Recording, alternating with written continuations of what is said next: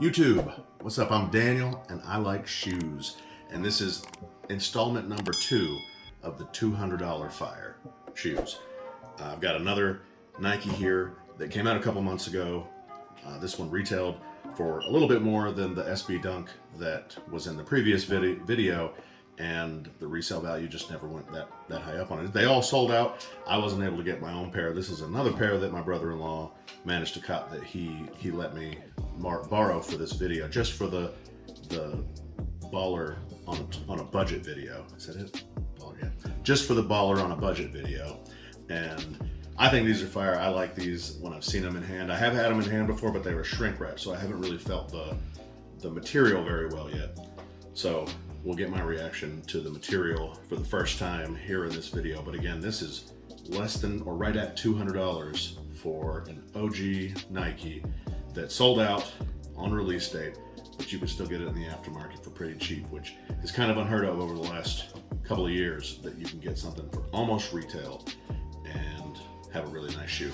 So this is the Air Jordan 1 Retro High OG Black Fresh Mint Light Army, also known as the patina.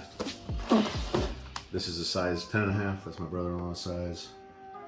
I think a Jordan 1 High I would probably be able to wear, because my other Jordan 1 highs and 11s, size 11, fit me pretty loosely.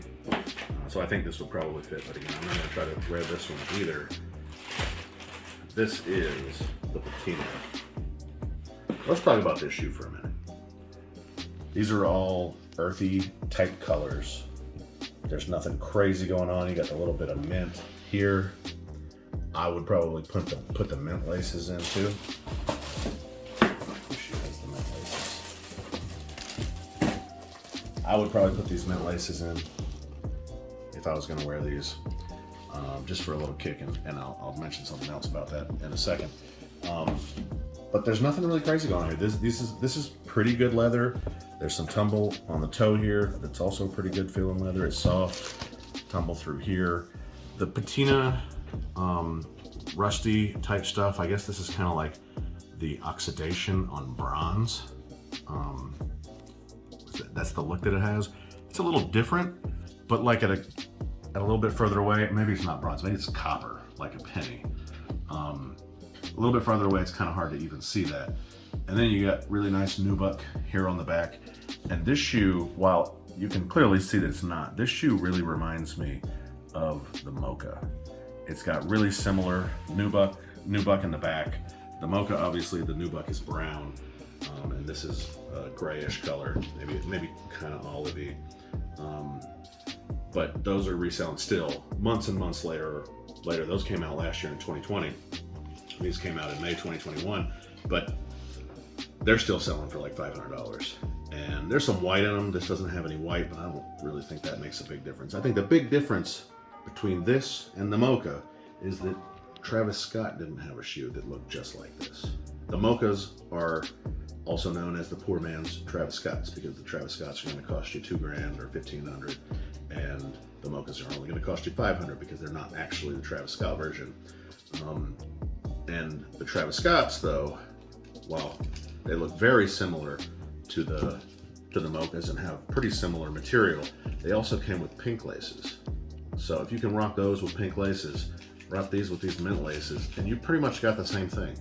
I mean, obviously it looks a little different, but the only thing is Travis Scott didn't have the shoe that looked like it, which is why these aren't reselling just like the Mochas, because that's another thing that people like about the Mochas. They're just really easy to wear.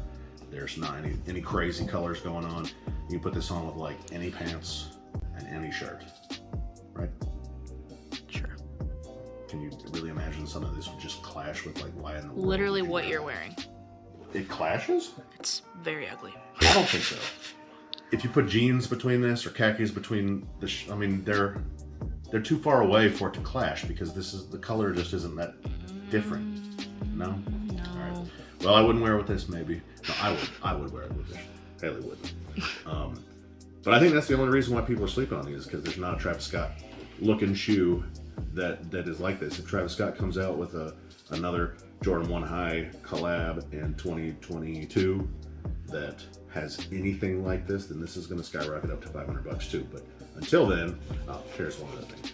You don't get the normal Jordan 1 tag, tongue tag. It looks a little bit different, but I think this is the same as the Biohacks, and the Biohacks are worth a little bit more money. Although those are crazy colors and maybe a little bit harder to match with. So I don't know why people are sleeping on this, but there's no reason to sleep on it. So if you want a nice Jordan 1 High OG that sells out immediately and you don't want to pay a whole lot over retail and you can't cop on Nike sneakers and you never get any love from the shoe sites and the raffles, then go get this one. I think there's another one that recently came out, the Jordan 1 High OG Fusion Reds, and they're not I think they're actually reselling for more than this one right now. And I think the materials on those, I've also never felt those except through shrink wrap at a local resale shop. No, I think I have. And the leather might be a little bit better, but like the only thing you can wear that with that actually matches is like a Hawks jersey, an Atlanta Hawks jersey. So High OG, Jordan 1, almost retail, just a little bit over. Just go on StockX, GOAT, eBay. You can probably still find them on Facebook Marketplace and Craigslist. If you go there, just be careful that you're not getting scammed by a fake. Nothing wrong with getting a fake as long as you don't pay retail price for it. And this is a $200 retail price. Don't pay $200 for a fake. But I would definitely wear this shoe. It's a 10.5 and it's not mine. I don't own this. I think I went in on Nike sneakers with like a couple of accounts for these and didn't hit on any of those or the foot site raffles. So I didn't get one. This isn't a shoe that I really have to have, but if I wanted a 1 High OG to wear, then this would be an option high on the list because picking it up aftermarket isn't going to cost you an arm and a leg. So I hope you like these past couple of videos. Some really fire shoes that you can get on a budget that you don't have to pay an arm and a leg for. Some of the shoes that are coming out now are just going for ridiculous prices. The Dunk Low UNC is just a really run-of-the-mill dunk. It's just got the UNC colors on it, UNC blue on it, and I think it's reselling for over $300 now. So getting that on the aftermarket is kind of ridiculous when you can get this or that SB Celadon with awesome materials and better build, just all around better shoes for a whole lot less money. So I hope you like these. If you want to see more of these, I would love to make these for you because they're cheaper for me to make and obtain the shoe. So if you like these videos, hit the like button, subscribe, make sure you're subscribed, make sure the bell is on so you get notified when I get new uploads, and tell your friends. We're over 100 subscribers now. That may not sound like much, but it means something to me. So thanks to everyone who's subscribed. I have my first giveaway video on the way, and it's just a random giveaway that I want to give away a shoe to one of my subscribers who I know. There's going to be a couple more of those and that are coming up soon that we'll get to before the 500 subscriber giveaway, random giveaway to one of the commenters on that video. But y'all gotta share the heck out of this with your friends so we get to 500 and I do that giveaway.